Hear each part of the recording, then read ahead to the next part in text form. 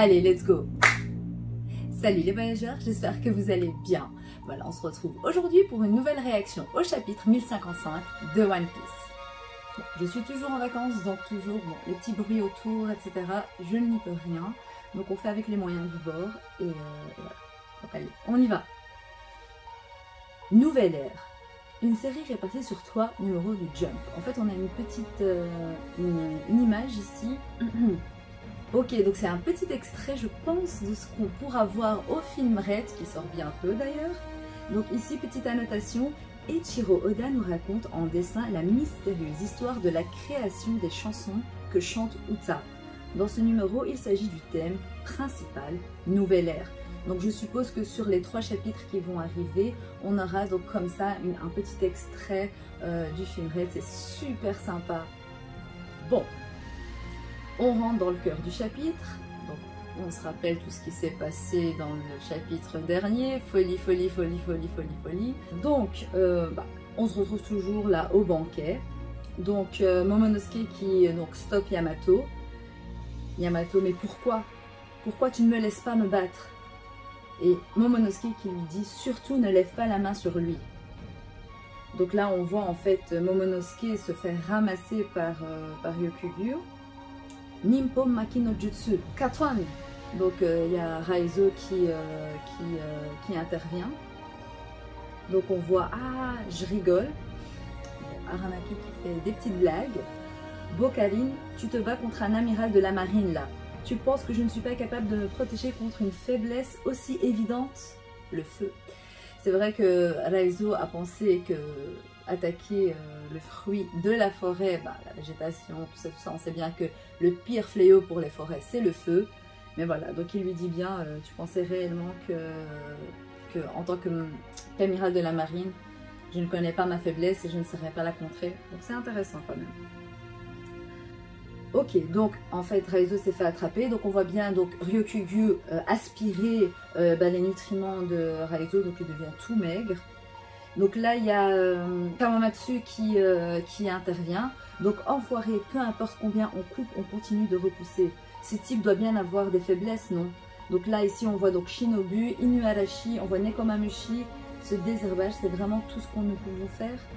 Donc il y a Denjiro aussi qui a du mal. Donc en fait, ils ont tous du mal face à Ryokugyu. C'est logique, ça reste un amiral de la marine. Hein, donc c'était logique. Donc là maintenant, on passe au château. Donc on est à l'intérieur du château, donc au sous-sol. C'est la pièce secrète de Kozuki Sukiyaki. Et donc encore plus bas, apparemment, on voit il y a un petit passage. Et alors, ton flair est impressionnant. Ne me traite pas comme si j'étais une hyène. J'ai juste remarqué que tu n'étais pas avec les autres. C'est normal que ça me semble bizarre.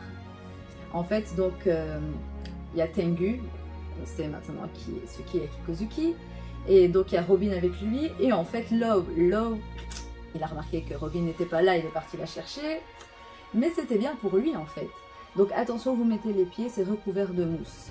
Je n'ai jamais parlé de cet endroit à Kaido et à Orochi, mais ils n'ont pas mis bien longtemps pour trouver le poneglyphe. Après tout, ils ont un homme poisson dans leur groupe, Jack Locaban. Quel est le lien entre le fait qu'ils aient un homme poisson et le fait qu'ils aient trouvé le poneglyphe? Petite question comme ça. Ah, Robin pose la même question juste après. En quoi un homme poisson pourrait les aider? Vous comprendrez une fois sur place. Il est sous l'eau. Il est sous l'eau. On va descendre encore longtemps? Voyons voir. Je dirais que nous avons encore pour une centaine de siècles. Robin, qu'est-ce qui se passe? D'où vient cette lumière? Il y a une sorte de fenêtre dans ce mur. Vous pouvez aller y jeter un œil. On devrait déjà être sous le niveau de la mer. C'est pas juste. Et là, Robin, l'eau choquée. Qu'est-ce qu'on va voir? Qu'est-ce que c'est Wano sous l'eau? Mais en fait, hein, c'est l'ancien Wano, le Wano d'il y a 800 ans. Qu'est-ce que ça signifie? Je viens de vous le dire, cependant j'ignore ce qui a pu causer cela. C'est assez bien conservé, cela veut dire que ce n'est pas l'eau de la mer. En fait ici on a une vue sur Wano Kuni mais dans l'eau, donc sous l'eau pardon, mais mais apparemment c'est le Wano d'il y a 800 ans. Mais c'est incroyable, c'est incroyable. Donc la Sukiyaki qui continue à raconter, voici tout ce que je sais. Il y a longtemps, Wano était bien plus grand et était situé au niveau de la mer, sur l'île qui entourait la base du mont Fuji. Mais un jour, des murs ont été bâtis pour enfermer l'île et l'eau de pluie s'y est accumulée.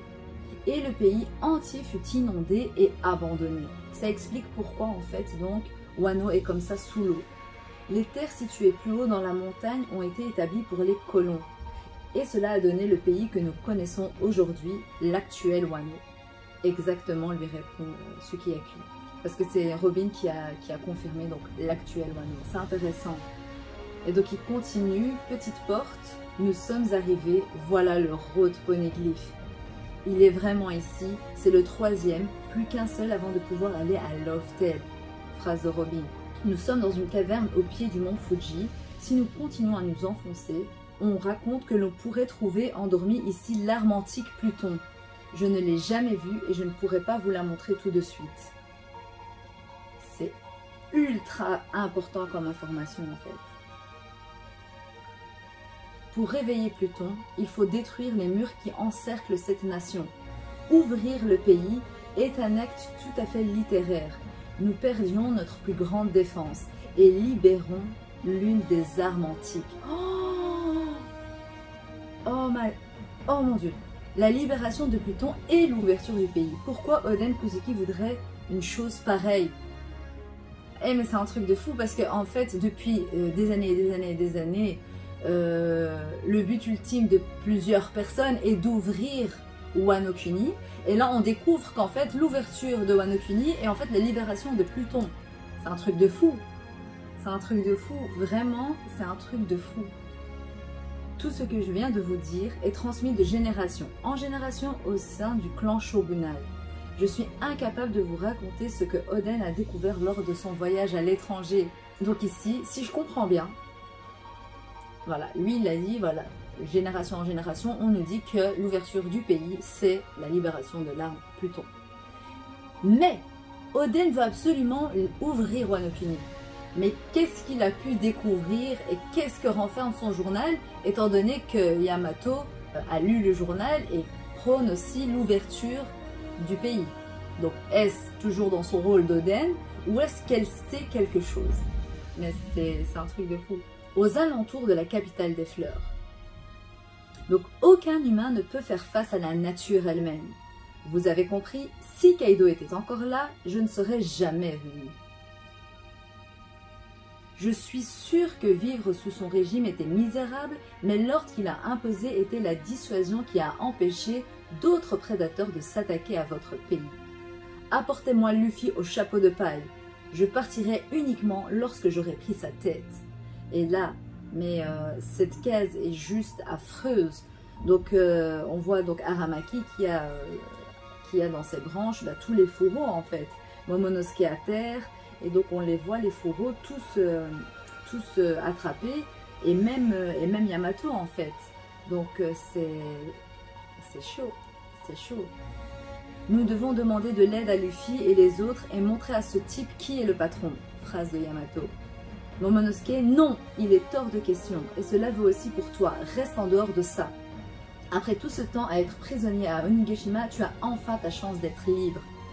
Donc en fait ici, Momonosuke, voilà la raison pour laquelle il ne veut pas impliquer Yamato, il ne veut pas de son aide, parce qu'il sait que Yamato veut sa liberté, veut quitter Wano Kuni, et donc en fait là il lui dit en fait c'est un petit peu ta porte de sortie, ouais voilà en fait c'est un petit peu ça, c'est un petit peu ta porte de sortie, c'est bon, tu as assez fait pour Wano, il est temps que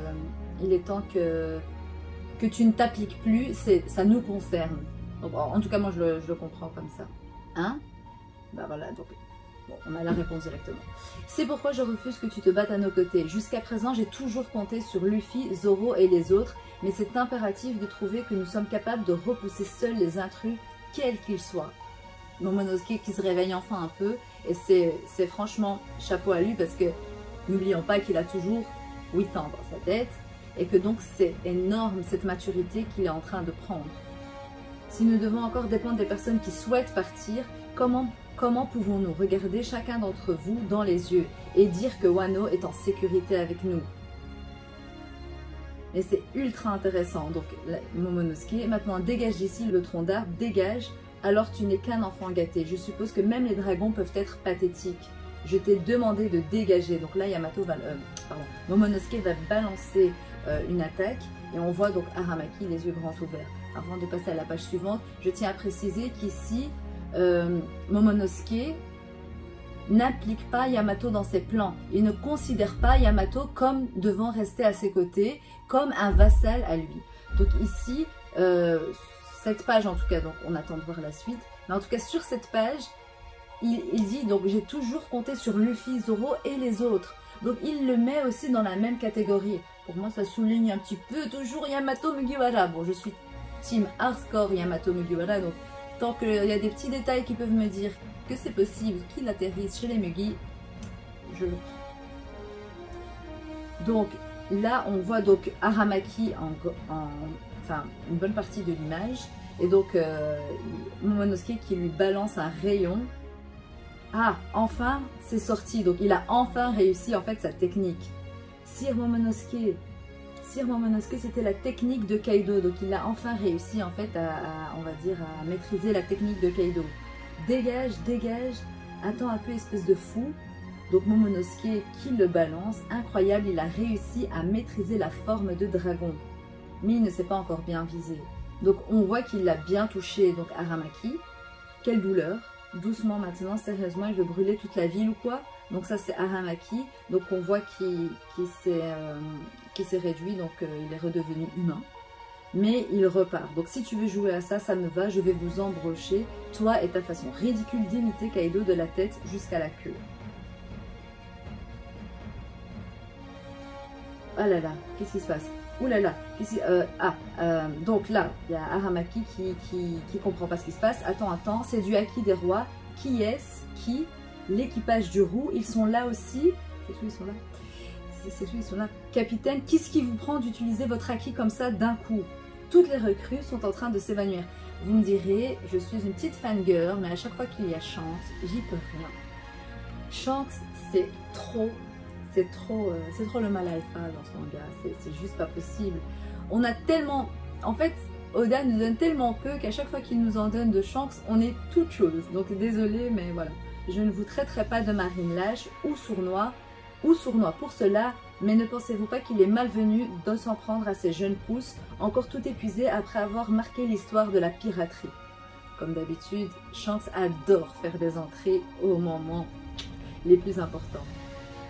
Oh là là, oh là là. Donc on voit en fait des petites images. Donc on voit Shanks qui avec Luffy, donc Luffy qui pleure. On voit Oden, Momonosuke avec sa petite boule. On voit Toki avec Hiyori. Après on voit une main. J'arrive pas à voir la silhouette de qui est. Et alors là, gros plan, Shanks, elle vous fait si peur que ça, la nouvelle ère.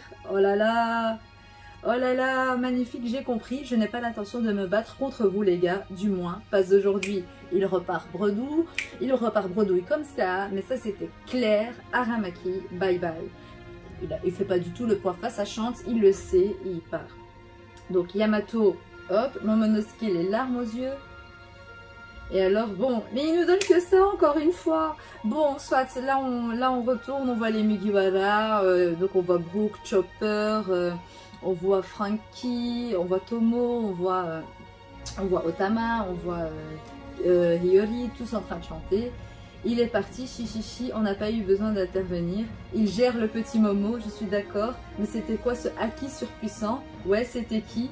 Un visage, oh là là, un visage familier vient de surgir dans ma tête. Mais en fait, on voit, c'est magnifique, c'est magnifique. Sanji, Luffy, Zoro, Jinbei en train de discuter, le quatuor les plus forts. Ils sont là, en mode, en fait, ils savaient très bien ce qui se passait. Ils avaient vu Ryokugyu, et voilà. Et donc, eux, en fait, ils attendaient juste de voir ce qui allait se passer. Mais ils sont tous badass, ils sont classe. Luffy, je l'aime, voilà. Et vraiment là, et oh là là, un navire à la dérive dans le vaste océan. Donc en fait, on va juste repartir. Mais non, on va pas repartir. On ne sait pas c'est à qui ce. Oh là là. Oh là là, bon, soit. En tout cas, Luffy, j'en suis sûre qu'il a reconnu que c'était Shanks qui était intervenu. Donc, est-ce que Shanks va quand même... Est-ce que c'est tout? Est-ce qu'il va arriver? Est-ce que oui? Est-ce que non? Oh là là, je ne sais pas. Je ne sais pas. En tout cas, la dernière case, j'arrive pas à voir pour l'instant. Je vous avoue, j'ai pas mes lunettes. Hein. Mais donc, j'analyserai plus en profondeur après. Quoi? Qu'est-ce qui se passe? Vivement le prochain chapitre. Bon, les gars, as always, Oda nous régale. Oda, même quand c'est des chapitres moins intenses que le précédent, ça reste juste fou. Donc, Oda Sensei, I love you. Bon, bah, je reviens tout de suite. Petite pause, histoire de... Et puis, on débriefe rapidement de ce chapitre.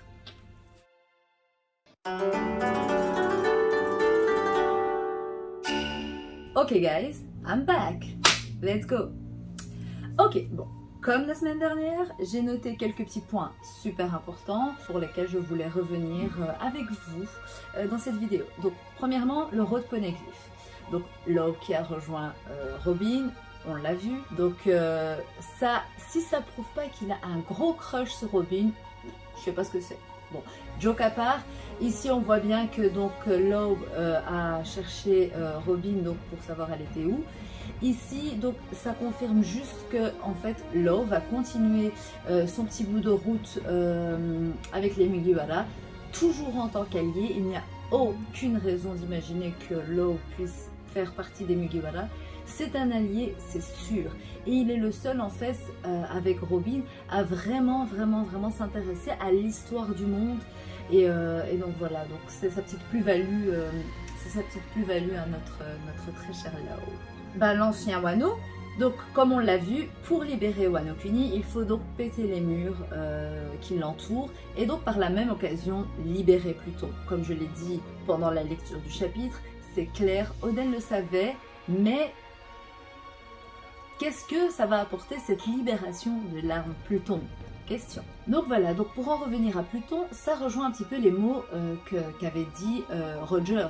Donc nous sommes arrivés trop tôt. Et en effet, ils sont arrivés trop tôt. Shirahoshi n'était pas né. Donc Shirahoshi qui est l'arme Neptune, qui commande les rois des mers. Donc ici, il y a la libération de l'arme Pluton. Donc ici, ça confirme également que l'arme Pluton n'est pas Momonosuke et Zunisha, car l'arme Pluton est 6 pieds sous terre, en fait, sous Wano Kuni. Alors, revenons-en à Momonosuke. Comme je l'ai dit pendant la lecture du chapitre, Momonosuke ne veut pas de Yamato comme vassal. Il lui dit clairement... Va, ne t'implique plus avec nous. Il est temps que nous, en tant que shogun et mes vassaux, les Furo, protégerons notre pays. C'est clair qu'il ne veut pas de Yamato parce qu'il sait que Yamato veut quitter le pays. Et donc, il ne veut pas l'entraver, il ne veut pas le priver de sa liberté. Et il ne veut pas que Yamato parte faire son petit tour du monde et revienne chez lui. Il lui dit, il lui a dit, tu veux quitter le pays, on ne doit pas compter sur toi. C'est clair. Et c'est complètement logique, sachant que Yamato a été emprisonné pendant des années et des années, alors qu'il ne rêve que d'une chose, voyager, découvrir le monde, quitter Wano Kuni. En conclusion, Momonosuke, en tant que shogun, a compris que Yamato n'avait pas sa place à ses côtés. Donc pour moi, ça renforce juste le fait que Yamato sera Mugiwara, quoi. Je sais, j'insiste. J'aime insister sur les choses auxquelles je crois, j'aime. Je suis un peu têtue par moment. Et donc pour finir pour Momonosuke, c'est totalement cohérent qu'il ne soit pas celui qui a battu Ryukyu. Comme je vous l'ai dit la semaine dernière, ce serait pas cohérent que Momonosuke arrive à battre un amiral. Certes, l'amiral n'a pas le niveau d'un Yonko, mais Momonosuke n'a pas du tout le niveau pour battre un amiral. Et donc je suis contente que c'est mon Shanks, notre Shanks, qui soit intervenu et qui lui ait fait peur. En gros, il est parti, il avait la flippe, quoi. Alors, on en vient à notre Shanks. Shanks acquis mais démentiel. Shanks respire la puissance. Donc pour moi, Shanks, vous le savez, c'est un personnage que j'apprécie mais trop. Il a trop sa place. Et pour moi, c'est totalement pas un méchant. Je le répète, je le répète, je le répète. Je sais, ça fait partie de ce que je ne veux pas, mais c'est également pas cohérent pour moi qu'il soit méchant. Il est vraiment le personnage qui met de l'équilibre dans tout l'univers, et ce depuis le début. Tout au long de ses petites apparitions, chaque impact qu'il a eu a été positif et au final bien. Donc je ne conçois pas le fait qu'il devrait être méchant parce qu'il a un agenda caché. Non, c'est pas parce qu'il est mystérieux et qu'il a son chemin à lui que ça veut forcément dire qu'il soit méchant. Et aussi voilà, donc ça c'était important, c'est vrai que j'avais souligné la phrase qu'il a dit à Ryokugyu. Il lui dit pourquoi t'attaquer à ces jeunes après tout ce qu'ils ont fait en fait, c'est pas le moment. Et c'est clairement pas le moment, pourquoi tu fais ça? Et ce qui me conforte aussi dans l'idée que ce n'est pas un méchant, c'est le fait qu'on voit tout le temps des flashbacks de son passé. Il accorde trop d'importance à ses souvenirs.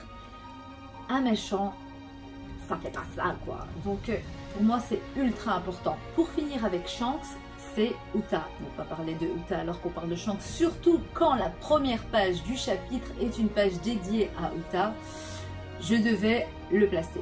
En relisant de plus près, je pense que c'est l'ombre de Uta qu'on voit justement dans les flashbacks de Shanks. Et donc, c'est clair qu'en fait, il a abandonné sa fille.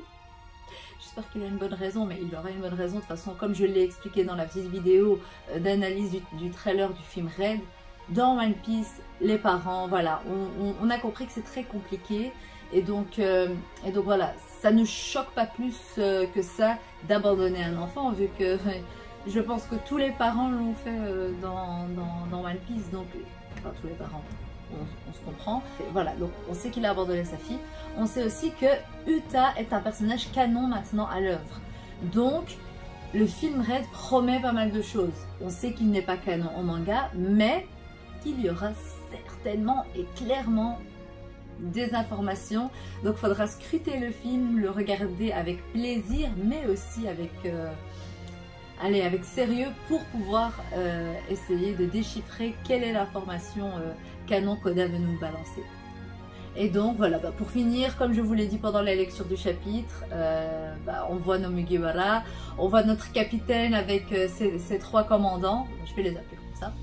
Avec ces trois commandants, ils étaient prêts en fait, ils analysaient la scène, mais c'est juste beau. Moi cette fin de chapitre est juste magnifique parce que malgré la fiesta qui est là, malgré la fatigue accumulée, etc., ils étaient là à analyser et on les voit rigoler, manger en regardant le combat parce qu'ils sont contents de ce qui se passe quoi. Donc c'est juste... c'est juste fou, et comme je l'ai souligné, c'est sûr que Luffy a compris que c'était Shanks qui était arrivé, son sourire là, son beau sourire, il a trop compris que c'était notre Shanks.